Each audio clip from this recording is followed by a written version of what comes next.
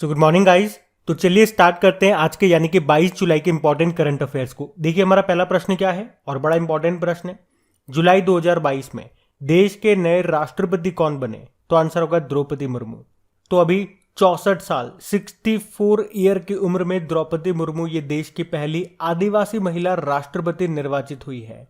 अभी राष्ट्रपति चुनाव में तीसरे दौर की जनगणना के बाद एनडीए उम्मीदवार द्रौपदी मुर्मू ने विपक्षी उम्मीदवार यशवंत सिन्हा के खिलाफ भारी अंतर से जीत हासिल करते हुए 50% का आंकड़ा पार कर लिया।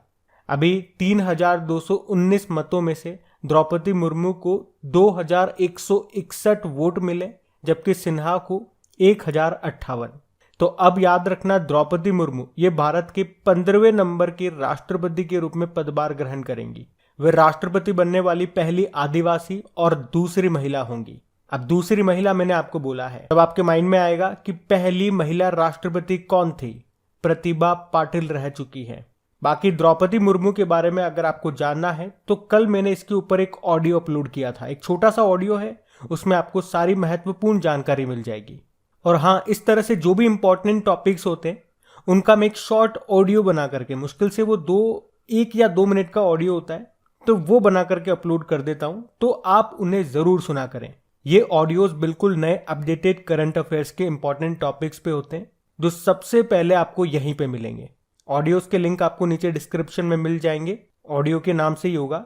जैसे ही उस लिंक पे आप क्लिक करेंगे, खबरी एप्लीकेशन पे चले जाएंगे, वहां पे क्रैक एग्जाम के नाम से अपनी प्रोफाइल है। जब पहली बार आप वहां पे जाएंगे तो फॉलो का बटन आपको स्क्रीन पे दिखेगा क्रैक एग्जाम के नीचे, उसे प्रेस कर लीजिएगा और पास में बेल आइकन को जरूर दबा लीजिएगा, ताकि जब भी नए ऑडियो अपलोड हो उसका नोटिफिकेशन आपको मिल सके। अच्छा, राष्ट्रपति जी की बात हो रही है, कुछ इंपॉर्टेंट प्रश्न आपसे पूछूंगा जो पिछले कई एग्जामों में पूछे गए हैं। जैसे कि भारत में कार्यपालिका का अध्यक्ष कौन होता है? तो आप कहोगे राष्ट्रपति। भारतीय संविधान के अनुसार संघ की कार्यपालिका शक्तियां किसमें निहित होती है? तो आंसर होगा प्रेसिडेंट। आप जानते हो तीनों सेनाओं का सर्वोच्च कमांडर कौन होता है? प्रेसिडेंट। और भारत का राष्ट्रपति बनने के लिए मिनिमम एज कितनी होनी चाहिए? तो आंसर होगा 35 वर्ष। और मैक्सिमम कितनी होनी चाहिए? तो मैक्सिमम की कोई लिमिट नहीं है। अच्छा, एक व्यक्ति राष्ट्रपति पद के लिए मैक्सिमम कितनी बार निर्वाचित हो सकता है? कोई सीमा नहीं है।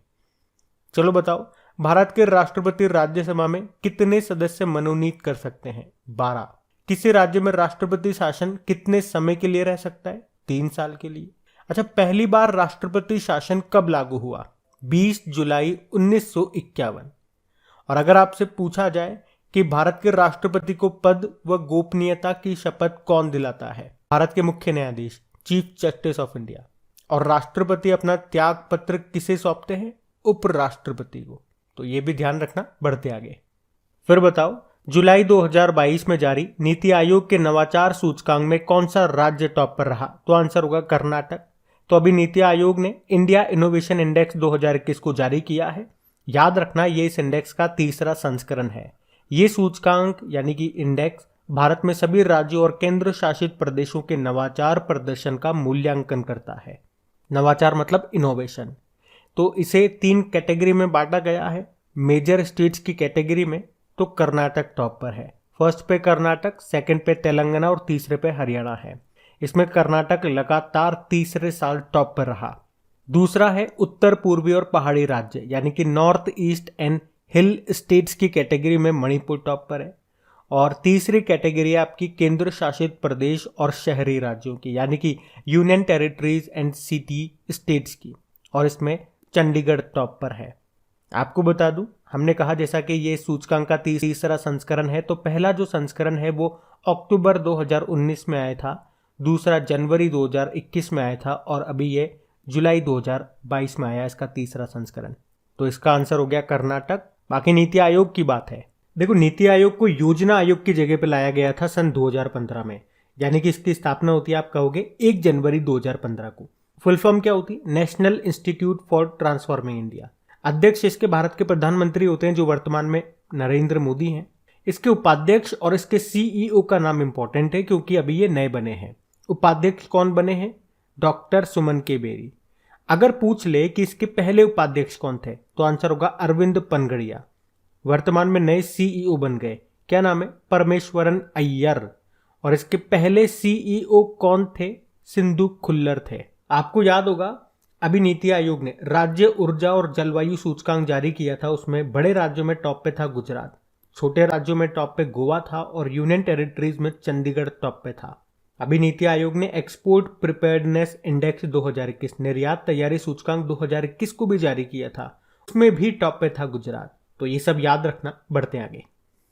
चलो बताओ, अभी हाल ही में कौन सा राज्य वाहन ट्रैकिंग शुरू करने वाला देश का पहला राज्य बन गया? तो आंसर होगा हिमाचल प्रदेश। तो अभी हिमाचल प्रदेश सरकार ने सार्वजनिक वाहनों में महिलाओं और बच्चों की सहायता व सुरक्षा के लिए व्हीकल लोकेशन ट्रैकिंग डिवाइस को लॉन्च किया है। इसमें होगा क्या? इसमें हर वाहन में सीट के पास एक पैनिक बटन लगाया जाएगा और किसी भी तरह की विपरीत परिस्थिति या खतरे में सवारी उस बटन को दबा करके सहायता पा सकेगी। मतलब जैसे ही आप उस बटन को दबाओगे तो आसपास के एरिया में जो भी पुलिस थाना होगा वहां पे एक इमरजेंसी मैसेज पहुंच जाएगा और जल्द ही आपकी हेल्प के लिए पुलिस आ जाएगी। तो याद रखना, ये डिवाइस लॉन्च करने वाला हिमाचल प्रदेश देश का पहला राज्य बन गया है। इसके अलावा इन्होंने एक इमरजेंसी नंबर भी जारी किया 112 करके। अब बात यहाँ पे हिमाचल प्रदेश की है, तो ये रहा मैप में हिमाचल प्रदेश। देखो, हिमाचल प्रदेश की 2 कैपिटल है। समर कैपिटल इसकी शिमला है और विंटर कैपिटल इसकी धर्मशाला है। मुख्यमंत्री जयराम ठाकुर है और गवर्नर इसके राजेंद्र विश्वनाथ अर्लेकर है। अभी यहाँ के नए चीफ जस्टिस भी बने थे, नाम है अमजद अहतेशम सईद।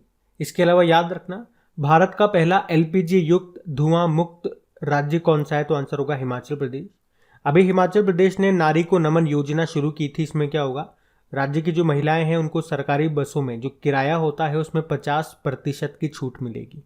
अभी भारत का 100वां हर घर जल वाला जिला ये हिमाचल प्रदेश का चंबा बना है। वैसे हर घर जल का हमारा लक्ष्य है 2024 का। और अभी हिमाचल प्रदेश ने ही सिंगल यूज प्लास्टिक बायबैक योजना भी शुरू की है। आपको पता है भारत में सिंगल यूज प्लास्टिक पे बैन कर दिया गया है। कब से? 1 जुलाई 2022 से।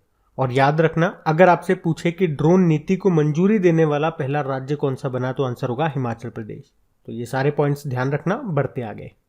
चलो बताओ, अभी हाल ही में किसे राष्ट्रीय भू विज्ञान पुरस्कार 2019 से सम्मानित किया गया? तो आंसर होगा आनंद पी सिंह को। तो अभी हाल ही में आनंद पी सिंह को प्रतिष्ठित राष्ट्रीय भू विज्ञान पुरस्कार से सम्मानित किया गया।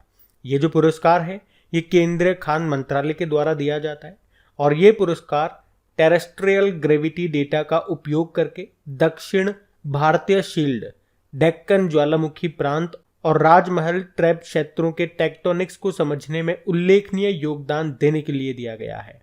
अगर बात करें डॉक्टर आनंद पी सिंह की, तो ये CSIR-NGRI मतलब राष्ट्रीय भू भौतिकी अनुसंधान संस्थान जो कि है हैदराबाद में, वहां पर एक भू वैज्ञानिक है ये, और इनको मिला राष्ट्रीय भू विज्ञान पुरस्कार 2019। ये आपको याद रखना है। आप जानते हो नारायण प्रधान अभी 31वां GD बिरला पुरस्कार मिला था इनको, और विनोद शर्मा 2022 का सुभाष चंद्र बोस आपदा प्रबंधन पुरस्कार मिला इनको। अभी रामदरस मिश्रा की बात करेंगे तो सरस्वती सम्मान 2021 का मिला इनको, 31वें नंबर का है ये, उनके कविता संग्रह मैं तो यहाँ हूं के लिए। तो ये सब याद रखना। बढ़ते आगे। चलो बताओ, अभी हाल ही में देश का पहला क्लाइमेट चेंज लर्निंग लैब ये कहाँ पे स्थापित किया गया? तो आंसर होगा पटना में। तो अभी भारत में जलवायु परिवर्तन की चुनौती से लड़ने के लिए देश का पहला क्लाइमेट चेंज लर्निंग लैब ये बिहार की राजधानी पटना में खुला गया है। और इसका उद्घाटन किसने किया?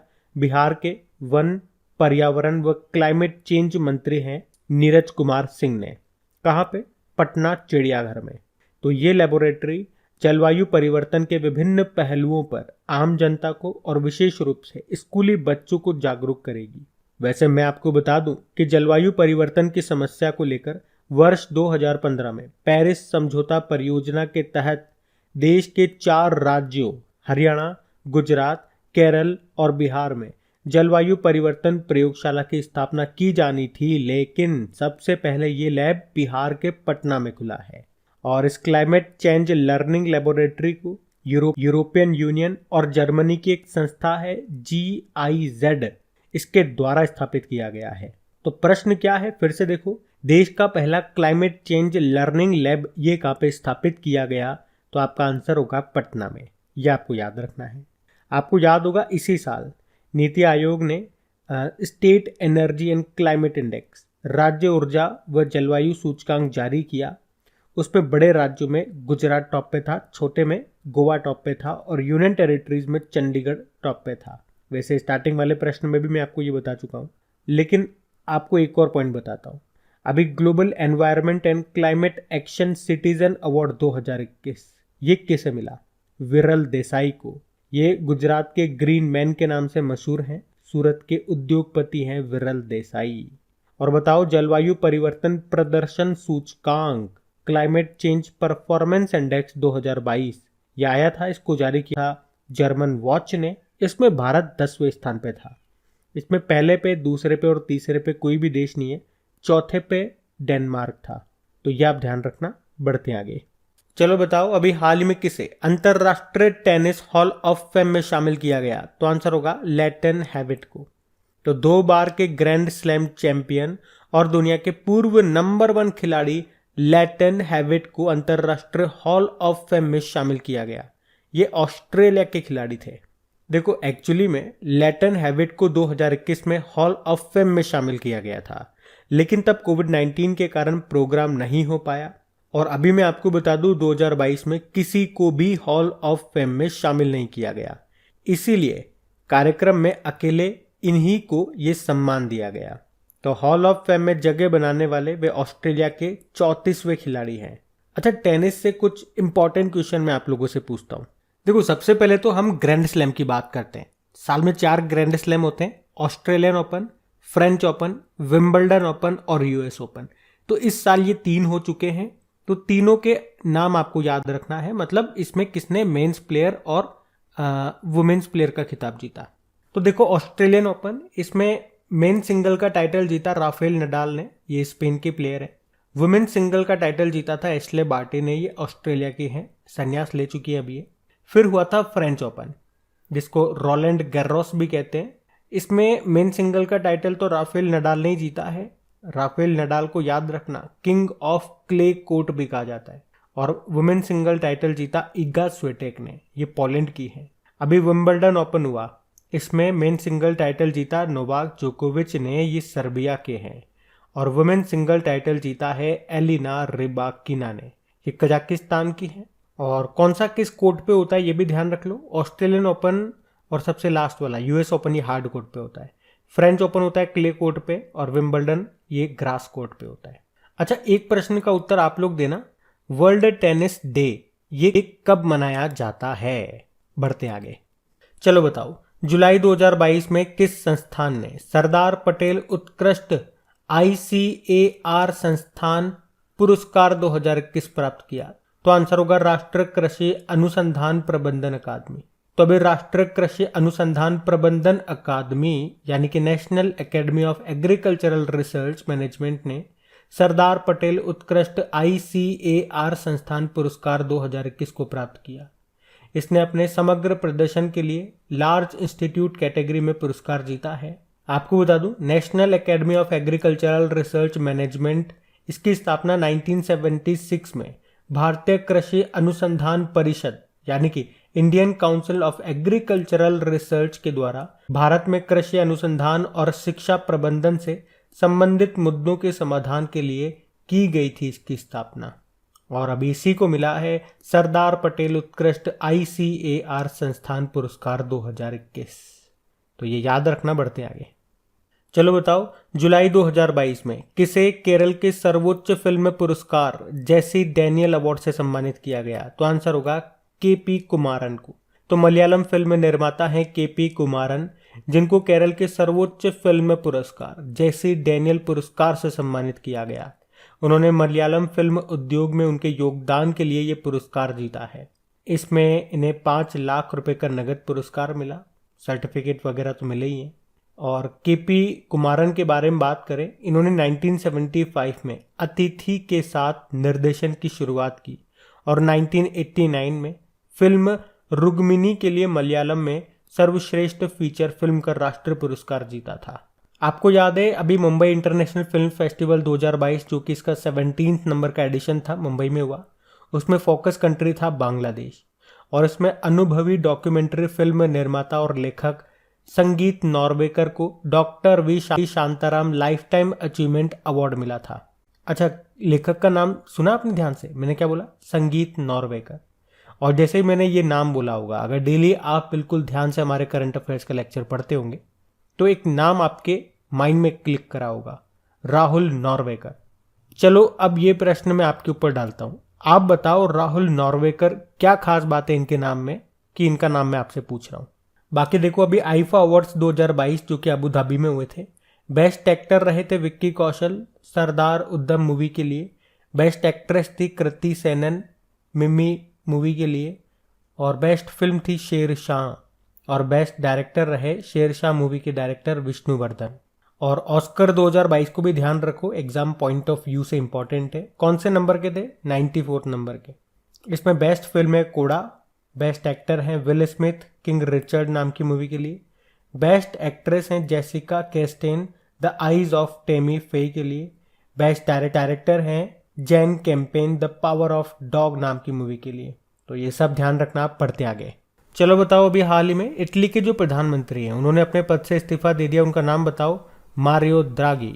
एक्चुअली में इटली की संसद में विश्वास प्रस्ताव के दौरान दूसरे सबसे बड़े सहयोगी दल ने इसमें भाग नहीं लिया। उसके बाद इटली के प्रधानमंत्री मारियो द्रागी ने राष्ट्रपति को अपना इस्तीफा सौंप दिया। वैसे इटली के राष्ट्रपति का नाम क्या है? सर्गियो मैत्तरेला।